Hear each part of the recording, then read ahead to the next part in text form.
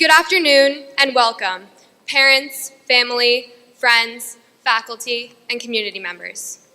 On behalf of the class of 2018, I would like to sincerely thank you for guiding us, supporting us, and inspiring us on our journey leading up to this great achievement. It has certainly been a memorable and exciting road that we could not have successfully navigated without you. As I stand here before you today as the class valedictorian, I would like to remind you that behind the fancy title, I'm simply an 18-year-old. It wouldn't be fair for me to pretend that in my short high school career, I was able to discover the elusive secrets behind attaining self-actualization, becoming a quintessentially good person, or grasping the meaning of life. Unfortunately, I do not possess the key to happiness, a guaranteed path to success, the optimal approach to overcome obstacles, nor the solution to the chaos that plagues our world today.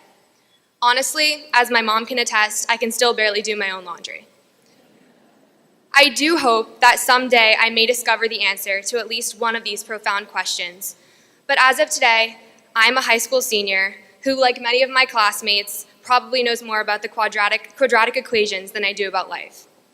For this reason, I don't plan on giving you advice or teaching you a lesson or disclosing the method by which we should all live our lives. Instead, I would like to share a personal realization that I recently came to. It is my hope that my words may ignite a small spark to provoke you to reflect a bit, and that you might leave this room with a mindset even slightly altered from that of when you entered. Class of 2018, here we are at our graduation. Congratulations. This is one of the most exciting and memorable milestones of our lives thus far. As many of you who have been quote-unquote diagnosed with senioritis will admit, we have been anxiously awaiting this very moment for quite some time. But our graduation is not the first significant moment in our lives that we have spent time anticipating. There have been many. From the eagerly awaited first day of kindergarten, to the thrill of getting our first cell phone, to our obsession with waiting for our chance to get our license, we have spent many days and nights looking forward to major events since we were very young. And of course, we will have plenty of milestones ahead of us to look forward to after we graduate as well. The first day of college, college graduation, turning 21, landing our first real job, moving into our first apartment or house, getting married, having children, and the list goes on and on. In addition to these relatively major life milestones, many of us obsess over the proximity of short-term events as well, like the family trip to Disney next summer, the concert that you and your friends bought tickets to months in advance, the next school vacation or holiday, and even a 3-day weekend. My point is, it seems like there's always something to look forward to. And as soon as that moment passes, it's human nature to simply begin waiting, anticipating, and planning for the next big thing.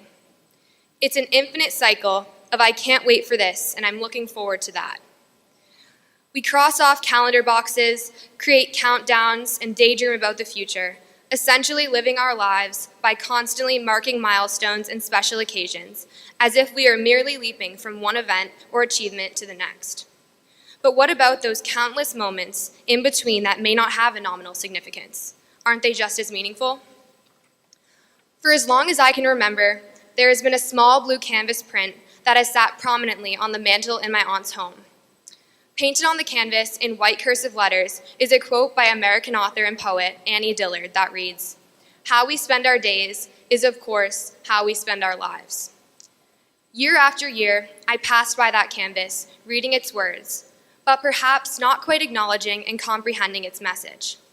Recently, however, in the transitional climate of my graduation, as I reflected upon my experiences, I was finally able to internalize its meaning.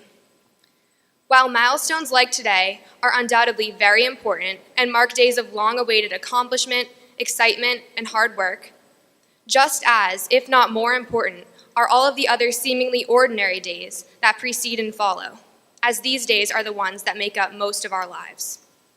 If we spend these days focusing on the future and the moments to come, simple moments like laughing with a friend or sitting at dinner with family could be taken for granted, and we will spend our entire lives waiting, preparing, and worrying instead of being present. This mindset makes it impossible to be truly content in the present moment. While anticipating the exciting events of the years to come is certainly justified, as we all have incredibly bright futures ahead of us, I realize now how important it is to not let this mindset monopolize my evaluation of the moment in front of me. If how we spend our days is truly how we spend our lives, I choose to spend my days in the present. Once again, congratulations to the class of 2018. Thank you.